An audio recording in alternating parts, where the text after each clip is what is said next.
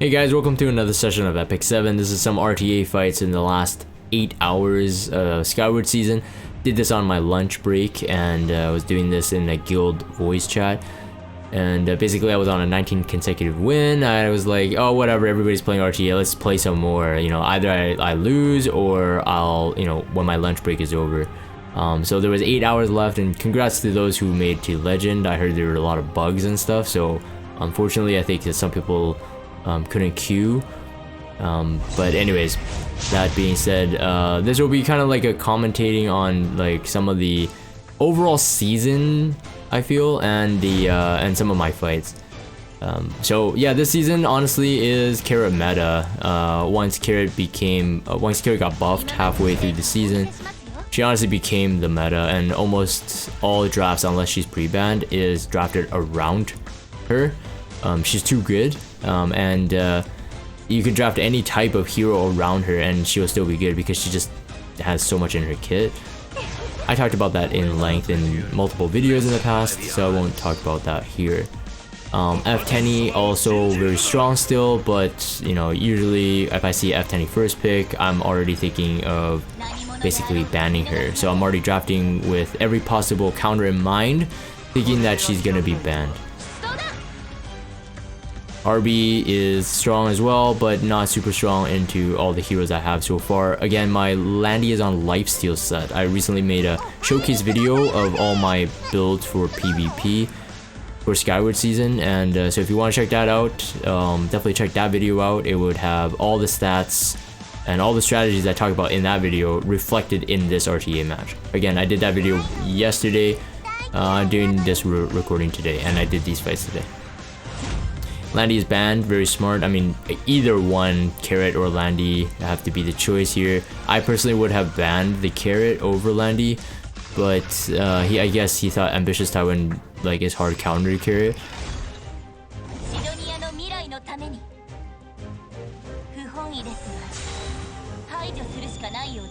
So, I mean, generally speaking, Mei Chloe's new buff means that, you know, she has very high resist if you build her that way. And I got lucky on the general purchase, I won't lie, that I got the, I got some stuns off, so it kind of wasted Ambitious Tywin's cleanse, and then that was very lucky. So if he had gabbed that one, I would have been in a worst scenario. My carry would have been blinded, my last crowd would have been blinded, even though I guess last crowd doesn't matter as much. But I was able to, you know, burn and then do Krau's S3. So now he's being held hostage in terms of using AoEs. Now, if he does AoE, everybody gets barrier, and Krau, of course, last Krau gets the cooldown decreased. And Ambitious Tywin as well, like why waste it? We have 2-turn immunity, so I have 2 turns I can lap around this Ambitious Tywin without making too much, well, without much issue. My Carrot does not have effectiveness, but effectiveness may be important now going forward, especially if you're going late frenzy. So apparently there's a new changes coming for the next season of World Arena, and that is the frenzy adjustment for effectiveness is effectively, no pun intended, effectively halved. So yeah, anyways, he couldn't do enough damage before his RB died, so he had to leave. He had to yield that one. Why don't you just surrender? Sangelica usually better in burst fights if they have a lot of like burst DPS. And that fight, it wasn't that great. So I think I got the first pick here, and yeah, so I said when I cut myself off, FCC pre-ban is not because I can't deal with her. Like, I mean, you could deal with her multiple ways: OpSig, LQC, you can strip. But the thing is, like, I personally don't like allowing either myself or another player to have the barrier HP. So you basically, if you allow FCC through, you're giving their entire team an extra 2,500 HP, and that is huge. Of course, FCC is very strong with Operator Cigarette's new buff and LQC being there. She's not so much of a highly contested pick anymore, but I still prefer banning her. Again, this opens up me using F10, using Sage Ball on Cezanne, stuff like that. So I usually ban her. It just gives me more flexibility. Not because I play Speed Cleave. So this not, I'm actually very thankful that most of these players I'm fighting, actually, they did not feel the need to hold me hostage, even though there's no point because I am low champ. But they yield when they feel that they have lost, so it's pretty cool. They don't like hold out or whatever. So the player here that I'm fighting, definitely he's chasing the draft. So this is something I can commentate on in general. This is something that experienced RTA players will not find themselves doing a lot. Is that when someone has a first pick, you don't immediately start picking counters, not right away. You want to secure some counters, but stuff that makes sense. So like that we could deal with like a general idea of stuff. So like for example, like a blue crow versus carrot would be better than a Kisei, like more stable, because in the off chance you have to ban the carrot anyway, crow would bring damage mitigation and stuff. But of course it does depend on your style and depends on your whole roster. But if you're kind of like a newer player into RTA and you're watching this video for any tips at all, it's that don't chase the draft, and you can basically lose yourself in it. So like for example, my F10 on the 4th slot here is because he already had the Troublemaker Crozet, and whatever he basically picks at the end cannot be a cleanser, because he knows I just banned the cleanser and he might have to ban F10. He can see himself, I think he can definitely see himself in a weak position at the moment. And my last Rider Crowd being drafted at the end here is mainly for the Apologist. At this point, I was pretty much gonna ban the Kisei, being the true source of damage. You can see how I reacted, how fast it was. The blue crowd drafted there should have been where Kisei was, and then he would have more flexibility, I think, for his damage dealers. But then he pinned himself in a corner, so Crowd is not really good against Landy, because Landy, if on Guiding Light, it's very hard to predict when you can actually one-shot the Landy. And of course he left the Mei Chloe, he has left the carrot, but then carrot now, you know, the carrot pick has basically left him into like a kind of like a circle, give him for full circle. This is why carrot is too powerful. Like what she brings to the table basically forces people to have to draft a certain way, and even if they draft that way to counter the carrot, they've basically left themselves open to other stuff, which is to say that carrot is too overpowered. I mean, I use her for a reason. It's because she's good. So the soul burn with the carrot, of course, carrot having the soul burning on the last Rider Crawl again holds him into having to do single target, or at least he would want to do single target as long as possible. But otherwise, my last Rider Crawl is primed again, and you can already see the damage there, and it only gets harder or higher as the last Rider Crawl goes. That crowd was only 23,000 HP, so in terms of gear gap, it's definitely there. 27,000, 26,000, 27,000 is average for a higher or well-geared player. So 23,000 is definitely way too low. So in terms of like gear gap, of course I know where I am in champ,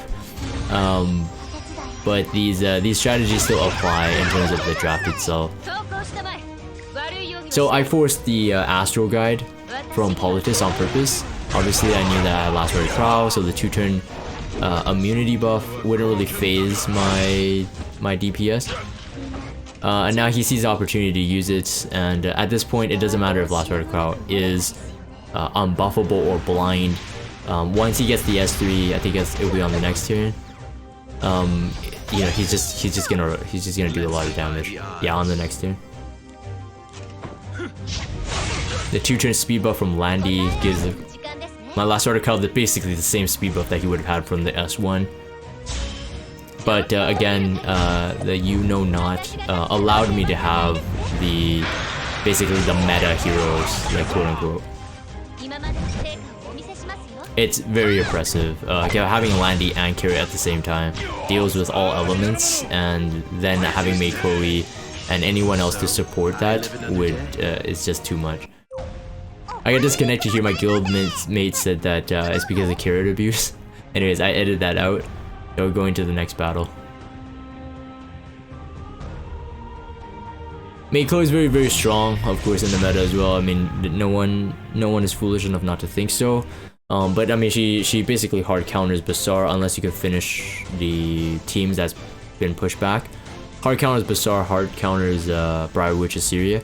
So Briar Witch, as you guys saw, that has it been chosen? Maybe it's in this fight. It's not drafted a lot anymore. They carry it's this fight.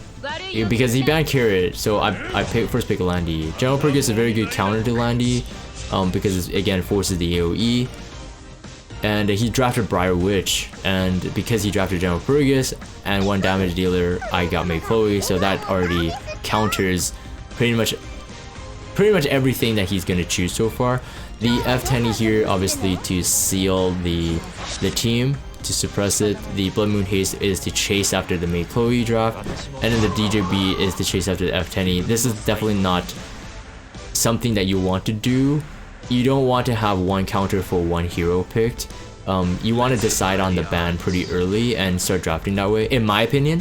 Alright, I might not be right here, but I already see that, okay, he only has one way to deal with F10, so F10 has to be the ban. So if I go Spec 10, he has to choose an AoE or he has to choose a cleanser. Whichever way, I felt that was pretty confident. That's why the quick pick there, without thinking much, and that was easy. He picked a DPS, but he picked single target. So it's like, yeah, you can't risk the F10 because he was worried that I could have banned the DJB. And if I ban the DJB, he has no way to cleanse, and his speed contest may not be able to beat the Fairy Tail. So, you know, Fairy Tail was the ban there, of course for him. But he was left with a single target hero. And so there's no reach for Spec 10. Basically, he cannot hit the Spec 10, so it was 1 at the draft, after drafting level. Did I mention it already? I think I already did. Sorry, as I'm doing the voice recording, it's pretty late for me, but the Landy is on lifesteal set, and like I already pushed you guys, like if you haven't watched the full builds, my PvP builds for this Skyward season, definitely check that out.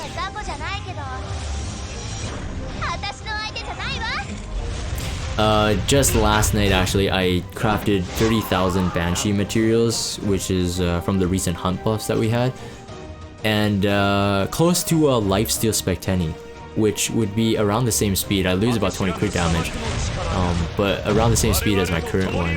The bulk is a bit split though, but I won't spoil it for you guys. Once I get the build up, you guys will see it in some kind of showcase video. But currently, the Spec 10 is on speed set. Culture Savior, General Pergus, definitely a very interesting one. Wouldn't really help too much in my opinion. I prefer Draco plate myself, because you got damage mitigation and then you got crit damage which then scales attack, scales the HP scaling. I think he already yielded. Yeah, he already prepared to yield. If last Card wasn't killed, anyways, he couldn't be able to hit the others. He wouldn't be able to get the kill.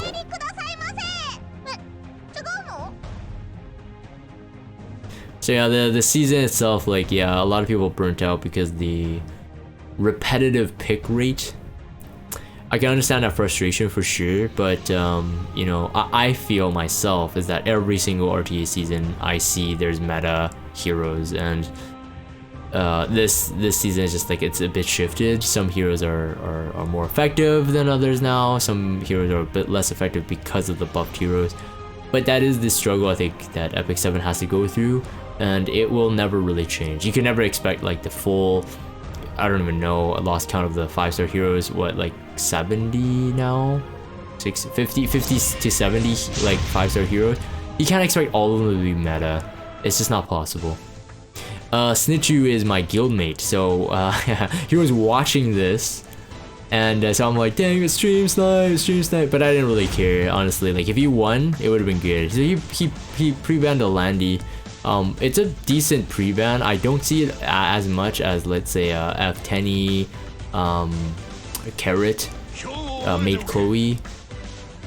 Those feel like they're more, but anyways, because we're guildmates and I already knew what he was going for. The Gunther here, he recently built a really strong Gunther and a Lilius, so I knew he was going for a Lilius cleave. So in that sense, I feel that perhaps it was unfair, but again, he wanted to snipe for fun. And obviously he's not drafting like a sweaty person, so you know, I had fun try to outthink him here. Made Chloe over General Pergus, as you saw that because I already knew he was gonna do a Lilius, but I was like, oh, is General Pergus gonna have enough bulk? You know, I was kind of skeptical, but having a reviver would always be a bit more safe. So I went with the Made Chloe here first. So that wasn't too surprising. I already expected the Lilius already, so I already prepared for the Lilius cleave. The Rin was surprising to me. I had forgotten that Rin had a greater attack buff, and that's what he was going for. Although it's RNG to get a greater attack buff, the DN, oh sorry, not DN, Yuna would have, I think, just as much RNG if I'm not mistaken. And Snitchu has a very strong Yuna, although it wouldn't be speed tuned for what he needs here. Snitchu is a Banshee main player, and his Banshee gear is like insanely good. So if you looked at my account review and you thought my Banshee gear was decent, Snitchu's is pretty darn crazy. I've been asking for him to give me an account review, but so far he said no. So we'll see.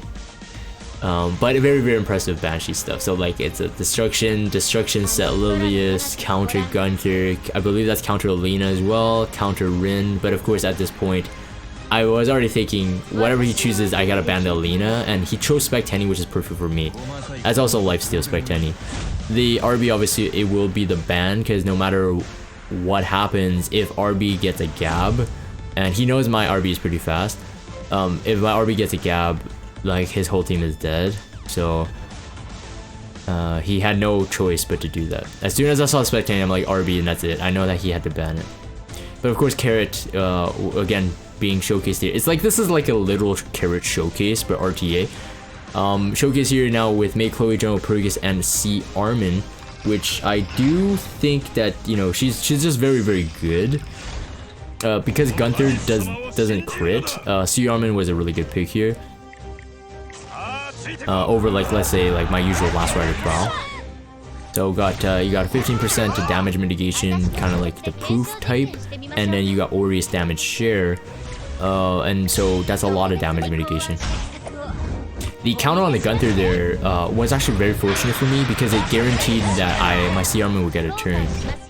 So like yeah, I guess that's something like even I kind of didn't really think about, but gotta be careful using counter heroes versus General Pergus. It would give your opponent like really a lot of benefit. So here obviously, I mean, he had to do a couple things here. I did not know that Lilius was on Holy Sack. I should have predicted that it was on Holy Sack, but I thought because it's cleave it would be on a portrait. Basically he had no choice but to do the S3 here. So I thought I killed off the Lilius and there would be no source of AoE damage, but obviously there still wasn't, but it's luckily that I picked C Armin. So Spec Tenny has 12k HP as you see on screen, and it's a lifesteal like I said. You will actually see some damage, so you might be able to revert calculate how much stats is in the Spec Tenny. In my opinion, it's very impressive. So he went for my Made Chloe. My Made Chloe could have countered Spec Tenny's S3, which would have been pretty interesting or fun, but like Rin would have dispelled and healed anyway. So again, the Gab did proc onto the Gunther and the Lilius as well. But at this point, the Lilius was not protected. The speed tuning was just like in my favor, that I had the General Pergus like slower before any damage at all. So hit my Carrot there with the Spec Tenny dual attack with about like 3.5k crit damage. That's pretty good. Seeing that I already have the Carrot's 20% innate damage mitigation with Aureus. Doing that much damage to my Carrot is pretty good, and my Carrot's defense is not like super low. It's not high, but it's not like super low, and the Spec Tenny didn't have an attack roll. So you can revert calculate that, but I won't be sharing the rest of his stats. Either way, I do want to... Yeah, Snitchu will probably watch this video. Account review when. So again, Carrot's cycling is just like ridiculous. As you can see, I got another 3 burns on the Spectani, and so she was just immediately dead. I was attack buffed basically the entire time, since 3-turn attack buff made Chloe and then 2-turn attack buff General Purgus. And then so with every single hit here onto the Carrot, of course this would have been the win condition, I believe. Although my General Purgus does do quite a bit of damage, he was basically he wouldn't be able to kill, I think at least, wouldn't be able to kill Mei Chloe quick enough to be able to like for my Carrot not to get revived or whatever. So regardless, because of damage mitigation, because of Carrot's self OP-ness. Did I say OP? OP-ness. OP-ness. Okay, it doesn't sound better if I slow it down. She's just OP. She's just very strong. So here, basically, because I already knew the Gunther was on counter, I did not want to risk the S3, and there was really no point. The Rin can dual attack or whatever, but you know, I always get a barrier and I'll cleanse the defense break. But if had, you know, countered, if Gunther had countered, then potentially my Carrot would have been dead with the defense break. So that was obviously no need to risk. But the counter attack Rin, man, that's just super annoying. That's just super annoying. So CR-Man again, the Aureus really helping here. I think the Gunther, if he had gabbed and Soulburn on S3, it would have potentially killed my Carrot or near killed it. That would have been an easy follow-up to kill her. But again, like I said, like the issues is that Mei Chloe's still there, General Purgus is still there, and CR-Man is still there. So. But it was a fun match. This was at least the most fun I've had in a while. Most people don't draft like this. There are a handful, of course, of players who play RTA that draft meme and are just not willing to do meta, which is great. It's great, but you're like, I mean, you're not gonna win a lot, but at least you'll have fun, right? So there's that. I already heard players just saying that they're so burnt out from the meta that they don't want to go for Legend next season. But we'll see. See what I mean? Like, so by the time that Rin was dead, and Gunther's still alive, I had my revive buff again. So it's just a bit too much. But regardless, this commentating is just mainly purely for fun, because you wouldn't be able to, you wouldn't be facing this type of prop all the time. So there's no real like strategy. I guess just don't get baited. But like I said, because I already knew what he was gonna do, so I had that advantage. Usually, if people are cleaving, you don't get that advantage. You don't start seeing it until like their 3rd pick.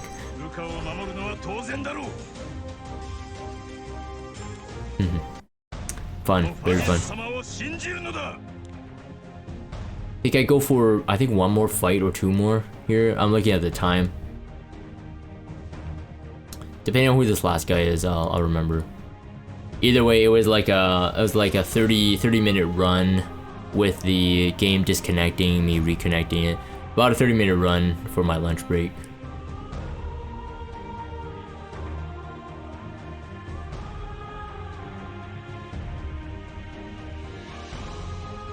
Yeah, it is interesting that they are tuning the effectiveness. I think this is the last fight. Yeah, this is the last fight. They're tuning the effectiveness so that it doesn't scale up as high now with Deep Frenzy, which will make effect resistance much more valuable. And perhaps heroes like Carrot will need some effectiveness, but we'll see. Generally, I don't plan to take Carrot fights into like, you know, 2 Soul Weavers and 2 Knights in terms of like, you know, to out sustain it and then bring him into Frenzy. I'm generally not like that, but you know, players who do play like that, I might have to adjust. So Blue Crowd pick, and then of course the Blood Moon Haze is like a 5-star.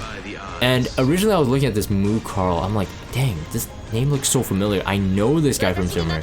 Turns out to be like one of my old friends. I actually did an account viewer summon for him on YouTube. Eventually I found out who it was, but while I was fighting, I'm like, who is this guy? Who is this guy? Like, his name looks so familiar. But yeah, so again, meta draft, and Spectenny was very safe here. Bandy RB, very little reach. The Valencia pick was very surprising, but I guess not so surprising. But Valencia is not super effective. He paired up double defense buff, which is okay, I guess.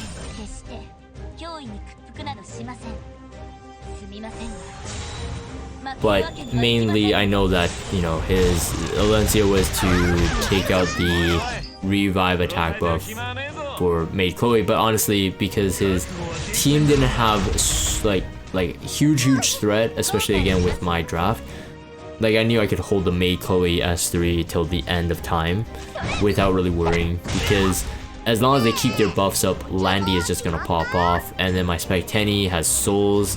I can one-shot something eventually, so it wasn't a tough draft. Again, the draft that I chose is like, it's very meta, it's very strong. Stunning the Cerise here, getting that stun is very important to me, instead of her getting the stun on one of my heroes, on one of my key heroes. Just because my Maid Chloe resisted the Cerise does not mean that she doesn't have enough effectiveness to actually stun her. So getting the stun on Cerise was important for me. I decided to do a soul burn on this one because, like I said, my Landy is on lifesteal set, so I basically wanted to heal back a bit. They're very bulky with Blood Moon Haste damage mitigation, that 10% still up, and Aureus and defense buff. It was really hard to get back my health, but it helps. Every bit helps, and that's why I like lifesteal Landy. Very good. Counterattack is very nice as well there, but not on Celestine. I go Water's Origin for a reason.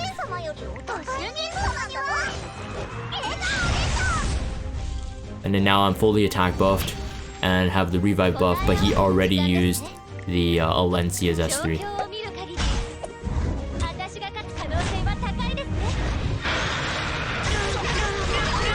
So it was a full resist, so that's a really good resist on ML Haste, at least 100 maybe, or he got lucky, but for sure the Crow is built properly.